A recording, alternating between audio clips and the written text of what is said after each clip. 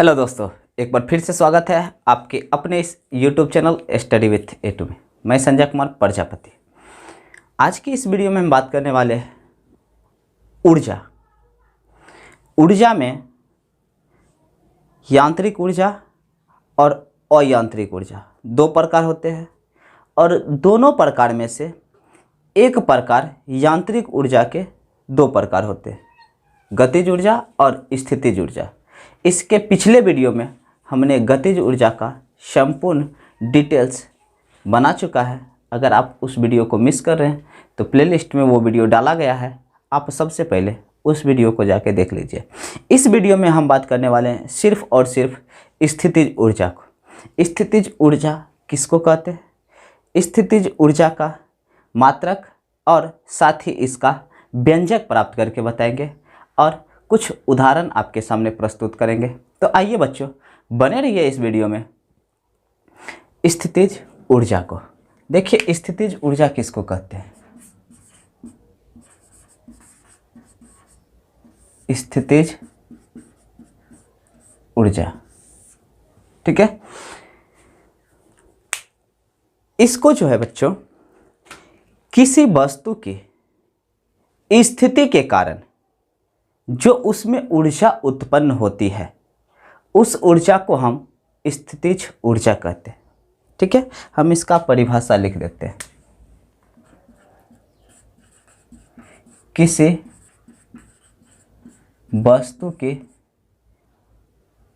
वस्तु में स्थिति के कारण, किसी वस्तु में स्थिति के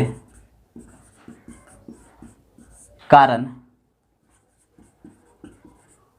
उत्पन्न ऊर्जा को स्थितिज ऊर्जा कहते हैं। स्थितिज ऊर्जा कहते हैं। इसे जो है बच्चों,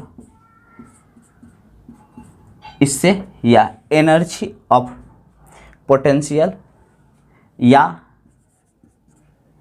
पोटेंशियल एनर्जी से सूचित करते हैं, सूचित करते हैं। इसका भी SI मात्रक जूल ही होता है, कार्य की तरह। इसका SI मात्रक जूल होता है, ठीक है। इसका SI मात्रक क्या होता है? जूल। तो ध्यान से समझिए, स्थितिज ऊर्जा किसी वस्तु की स्थिति के कारण, किसके कारण? स्थिति के कारण। तो स्थिति में बच्चों ऊंचाई का होना अनिवार्य है, यानी किसी वस्तु में ऊंचाई के कारण, यहाँ कह सकते हैं किसी वस्तु में ऊंचाई के कारण उत्पन्न ऊर्जा को क्या कहते हैं? स्थितिज ऊर्जा कहते हैं। इसे PE से या PE डैश से सूचित करते हैं और इसका SI मात्रक जो होता है वह जूल होता है, ठीक है ना। आप इसको नोट कर लीजिए। उसके बाद हम इसका व्यंजक प्राप्त करके बताते हैं। SI मात्रक यानी इसका स्थितिज ऊर्जा का व्यंजक, आप इसको नोट कर लीजिए।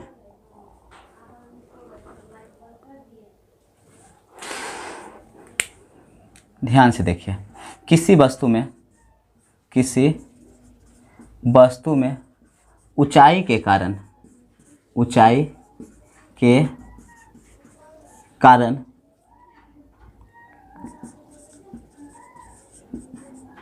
स्थितिज ऊर्जा का व्यंजक ये हम प्राप्त करेंगे। तो मान लीजिए बच्चों, ये सतह है। इस सतह से हम m द्रव्यमान के वस्तु को h ऊंचाई तक, h ऊंचाई तक गुरुत्वाकर्षण के अधीन हम उठाएं, ठीक है ना। किसी वस्तु को हम h ऊंचाई तक गुरुत्वाकर्षण के अधीन किसी वस्तु को क्या किए हैं? उठाएं। आप इस तरह से लिखते जाइए। माना कि किसी m द्रव्यमान वाले वस्तु को गुरुत्वाकर्षण के अधीन h ऊंचाई तक उठाया जाता है, ठीक है ना। h ऊंचाई तक उठाया जाता है गुरुत्वाकर्षण के अधीन। कहाँ तक, h ऊंचाई तक इसको उठाया जाता है। तब इस वस्तु में जो स्थितिज ऊर्जा उत्पन्न होगी वह क्या होगी, तो ध्यान से यहाँ समझिए। मान लीजिए द्रव्यमान है, तो कह सकते हैं कि यहाँ जो किया गया कार्य होगा वह होगा W बराबर क्या होता है, Fs। W बराबर क्या होता है, किया गया कार्य, किया गया कार्य जो होगा W बराबर Fs, ठीक है ना। आप इसको समीकरण 1 लिखिए, ठीक है ना, जल्दी से इसको नोट करते जाइए, Fs, ठीक है ना। और यहाँ जो S है वह किसके बराबर होगा, तो बच्चों F H के S H के बराबर होगा, क्योंकि विस्थापन हम नीचे से ऊपर तरफ कर रहे हैं। यह कितना ऊंचा गया है, H ऊंचाई तक उठाए हैं, इसलिए यहाँ जो S होगा यह किसके बराबर होगा, H के बराबर होगा। तो हम S बराबर H लिख सकते हैं, ठीक है ना। आप इसको नोट कीजिए।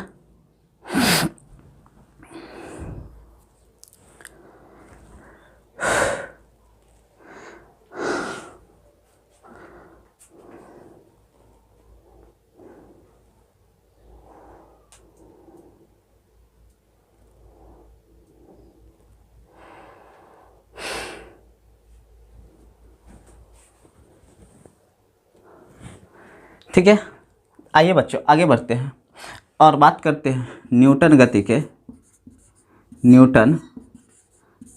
के दूसरा नियम से। न्यूटन गति के दूसरा नियम से क्या होगा, तो न्यूटन गति का दूसरा नियम था F बराबर ma, जबकि यहाँ हम गुरुत्वाकर्षण के अधीन उठाए हैं तो F बराबर क्या होगा, mg, F बराबर mg। आप इसको समीकरण 2 लिखिए और समीकरण 2 का मान कहाँ रख दीजिए, समीकरण 1 में, यानी लिख दीजिए समीकरण 2 का मान कहाँ रखने पर, समीकरण 1 में रखने पर, 1 में रखिए। तो वर्क बराबर क्या होगा, Fs है, तो वर्क बराबर होगा F के जगह हम क्या लिख सकते हैं, mg, F के बराबर mg, और S के बराबर क्या लिख सकते हैं, यहाँ जो S है वहाँ H लिख सकते हैं, क्या लिख सकते हैं, H। तो यह किया गया कार्य उसके स्थितिज ऊर्जा के बराबर होगा। अतः हम कह सकते हैं कि पोटेंशियल एनर्जी बराबर क्या आएगा, mgh, क्या आएगा, mgh, ठीक है। जहाँ m क्या है, तो m किसी वस्तु का द्रव्यमान है, ठीक है। g क्या है, तो गुरुत्वीय त्वरण है, और h क्या है, तो जितना ऊंचाई पर उठाए हैं वह ऊंचाई है, क्या है, ऊंचाई। और pe क्या है, तो pe बच्चों यह स्थितिज ऊर्जा, क्या है, स्थितिज ऊर्जा है, स्थितिज ऊर्जा है। आप इसको, यह हुआ इसका व्यंजक, किसका व्यंजक, स्थितिज ऊर्जा का यह व्यंजक है। इसी व्यंजक से हम कुछ क्वेश्चन करवाएंगे। आइए देखते हैं क्वेश्चन। आप इसको नोट कर लीजिए वीडियो रोककर, और हम क्वेश्चन लिखते हैं, ठीक है ना, आपको स्पष्ट करवा देते हैं। मान लीजिए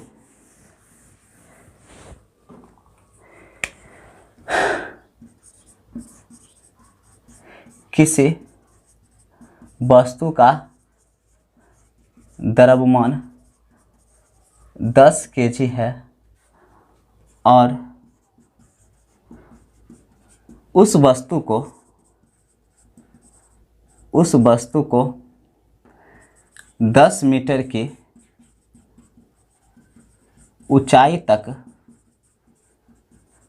उठाया जाता है, तो स्थितिज ऊर्जा ज्ञात करें। स्थितिज ऊर्जा ज्ञात करें।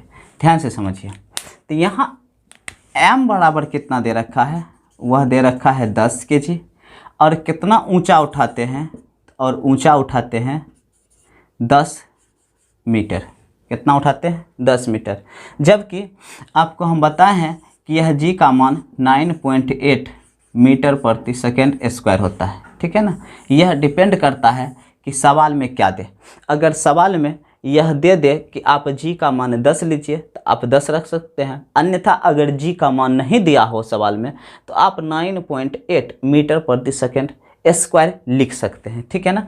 तो हमसे पूछा है पोटेंशियल एनर्जी क्या होगा। फार्मूला आपको पता है पोटेंशियल एनर्जी का। यहाँ देखिए पोटेंशियल एनर्जी का फार्मूला आपको पता है। तो पोटेंशियल एनर्जी का फार्मूला होता है mgh। क्या होता है mgh। अब देखिए पोटेंशियल एनर्जी m का मान 10 गुने g का मान 9.8 रखेंगे और h का मान 10 रखेंगे। ये पॉइंट्स को उड़ाएंगे 10, यहाँ से ये ख़त्म हो गया, यानी 10 गुना 98 यानी इज इक्वल टू 980 जूल जो होगा वो हमारा क्या आएगा, स्थितिज ऊर्जा आएगा। तो कितना हम ऊर्जा उत्पन्न कर रहे हैं, यानी उस वस्तु को उस पर उठाने के लिए कितना ऊर्जा लग रहा है, तो 980 जूल वह ऊर्जा उत्पन्न करता है। ठीक है ना। और इसमें हम आपको यहाँ कर देते हैं 20 kg का मान लीजिए कोई द्रव्यमान है और हम यहाँ 5 मीटर उठा रहे हैं, तो बताइए कि उसका पोटेंशियल एनर्जी क्या होगा, स्थितिज ऊर्जा क्या होगा। इसका जवाब आप हमको कमेंट में करके बताइए। ठीक है।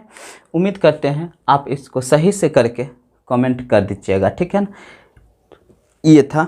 और सेकंड बात देखिए, ध्यान से समझिए, हम इसको मिटा रहे हैं। नेक्स्ट बात देखिए,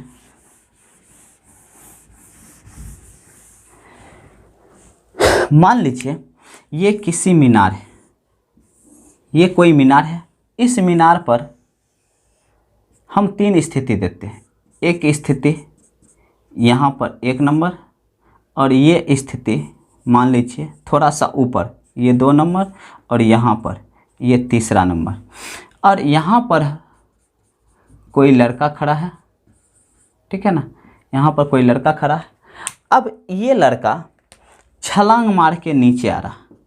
जब छलांग मार के नीचे उतर रहा है तो ध्यान दीजिए बच्चों, इसका गतिज ऊर्जा क्या होगा, यानी काइनेटिक एनर्जी, यानी काइनेटिक एनर्जी क्या होगा। तो काइनेटिक गतिज ऊर्जा कहता है कि अगर गति जितना तेज़ी से करेगा, ठीक है ना, हम बताए हैं काइनेटिक एनर्जी में हाफ mv² होता है। ठीक है ना। तो गति जितना तेज करेगा उसकी ऊर्जा उत्पन्न होगी। अब ध्यान से समझिए बच्चों, जब ये लड़का ऊपर से छलांग मार के नीचे आ रहा था तो उस कंडीशन में इसकी गति धीरे धीरे क्या होगी, बढ़ेगी। गति क्या होगी, बढ़ेगी। ठीक है ना। जब कोई लड़का ऊपर से छलांग मार के कूद रहा हो नीचे तो उसकी गतिज ऊर्जा बढ़ेगी। क्यों? क्योंकि जब ऊपर से कूद रहा है तो नीचे आते आते उसकी स्पीड बढ़ती है। क्या होती है, बढ़ेगी। उसकी स्पीड बढ़ेगी, गति बढ़ेगी। तो काइनेटिक एनर्जी जो होगा उस हालात में क्या होगा, बढ़ेगा। ठीक है ना। जबकि पोटेंशियल एनर्जी उस हालात में घटेगा। क्यों घटेगा, तो अभी बताइए, इतना ऊंचा है, अभी इतना ऊंचा लड़का है, जब वह धीरे धीरे कूद के नीचे आएगा तो ऊंचाई क्या होगी, घटेगी। ऊंचाई क्या होगी, घटेगी। तो ऊंचाई घटेगी तो पोटेंशियल एनर्जी क्या होगा, घटेगा। ठीक है ना। पोटेंशियल एनर्जी घटेगा और जबकि काइनेटिक एनर्जी बढ़ेगा, यानी गतिज ऊर्जा बढ़ेगा और स्थितिज ऊर्जा घटेगा। यहाँ हम लिख देते हैं ये काइनेटिक एनर्जी, गतिज ऊर्जा। गतिज ऊर्जा क्या होगा, बढ़ेगा, जबकि स्थितिज ऊर्जा जो होगी वह घटेगा। स्थितिज ऊर्जा घटेगा। ठीक है ना। क्यों घटेगा स्थितिज ऊर्जा, क्योंकि उसकी ऊंचाई धीरे धीरे जैसे ही कूद के नीचे आ रहा है तो नीचे आते समय उसकी ऊंचाई क्या होगी, घट रही है। ऊंचाई जब घट रही है तो इसका पोटेंशियल एनर्जी घटेगा, जबकि गतिज ऊर्जा बढ़ेगा क्योंकि उसकी गति धीरे धीरे नीचे आते समय बढ़ रही है। तो हम आपको 3 यहाँ गतिज ऊर्जा क्या होगा, ध्यान से समझिए। गतिज ऊर्जा यहाँ कम होगा। 1 नंबर पर गतिज ऊर्जा कम होगा, 2 नंबर पर गतिज ऊर्जा सबसे अधिक होगा, और 3 नंबर पर आके गतिज ऊर्जा सबसे कम हो जाएगा, क्योंकि यहाँ आके शून्य हो जाएगा। ठीक है ना, बात समझे। जबकि स्थितिज ऊर्जा की बात कर रहे हैं तो स्थितिज ऊर्जा यहाँ पर सबसे अधिक होगा, यहाँ पर सबसे कम होगा, ठीक है ना, और यहाँ पर आके क्या हो जाएगा, शून्य हो जाएगा। तो कुल मिला के कहा जाता है कि जितना ऊपर वस्तु रहेगा उसकी इस गतिज ऊर्जा मतलब स्थितिज ऊर्जा उतना अधिक होगा, ठीक है ना। तो जैसे ही एक लड़का ऊपर से कूद रहा है तो एक एनर्जी बढ़ रही है और दूसरी एनर्जी घट रही है, यानी गतिज ऊर्जा जो है वह गतिज ऊर्जा बढ़ रहा है और स्थितिज ऊर्जा घट रहा है, ठीक है ना। जैसे ही कूदेगा तो गतिज ऊर्जा बढ़ेगा और स्थितिज ऊर्जा घटेगा। इसी दोनों ऊर्जा को कुल मिला के हम कहते हैं यांत्रिक ऊर्जा, यानी kinetic energy plus potential energy is called यांत्रिक ऊर्जा, यांत्रिक ऊर्जा, ठीक है ना। तो यानी यांत्रिक ऊर्जा पर कोई प्रभाव पड़ रहा है, जब कोई लड़का ऊपर से कूद रहा है तो क्या उसके यांत्रिक ऊर्जा पर प्रभाव पड़ रहा है, तो यांत्रिक ऊर्जा पर प्रभाव नहीं पड़ता है। क्यों? क्योंकि गतिज ऊर्जा बढ़ रहा है और स्थितिज ऊर्जा घट रहा है, ठीक है ना। तो इस हालात में हम कह सकते हैं कि यहाँ जो कुल ऊर्जा का संरक्षण है वह संरक्षित रहता है, यानी ना ऊर्जा खत्म हो रहा है और ना ऊर्जा उत्पन्न हो रहा है। क्यों? क्योंकि एक बढ़ रहा है तो दूसरा घट रहा है, एक बढ़ रहा है तो दूसरा घट रहा है। ऊर्जा यहाँ पर कुल मिला के संरक्षित है, इसको कहते हैं ऊर्जा संरक्षण का सिद्धांत। इस चीज़ को डिटेल्स में हम नेक्स्ट वीडियो में बता देंगे, यहाँ सिर्फ समझिए ऊर्जा संरक्षण सिद्धांत। क्योंकि ऊर्जा बढ़ रहा है और एक ऊर्जा घट रहा है, यानी कह सकते हैं कि आपको अगर 10 रुपया देना हो और कोई आपको 10 रुपया दे रहा है तो आपके पॉकेट से तो जा नहीं रहा, इधर से 10 रुपया निकाल के उसको दीजिए, उधर से 10 रुपया ले लीजिए, तो क्या आपके पास ऊर्जा की या फिर रुपया की खपत हुई है? नहीं हुई है। इसको कहते हैं रुपया का संरक्षण। क्या कहेंगे? रुपया का संरक्षण। उसी प्रकार से यहाँ जो यांत्रिक ऊर्जा है, यांत्रिक ऊर्जा, एक यांत्रिक ऊर्जा खत्म हो रही है और दूसरे यांत्रिक ऊर्जा आ रही है, यानी बढ़ रही है तो आ रही है, तो यहाँ जो हुआ कुल ऊर्जा संरक्षित रहता है। इसके बारे में हम डिटेल्स में वीडियो नेक्स्ट वीडियो में बात करेंगे। फिलहाल इस वीडियो को यहीं तक रहने दीजिए। आपको यह सवाल कमेंट में आपको जवाब देना है कि इसका आंसर कितना आएगा, स्थितिज ऊर्जा क्या उत्पन्न करेगी। मिलेंगे फिर नेक्स्ट वीडियो में। हाँ, अगर आपको यह वीडियो अच्छा लगा हो तो एक लाइक, और मेरे चैनल पर यदि पहली बार आए हों तो चैनल को सब्सक्राइब जरूर कर लें। तब तक के लिए आप खुश रहिए, मस्त रहिए।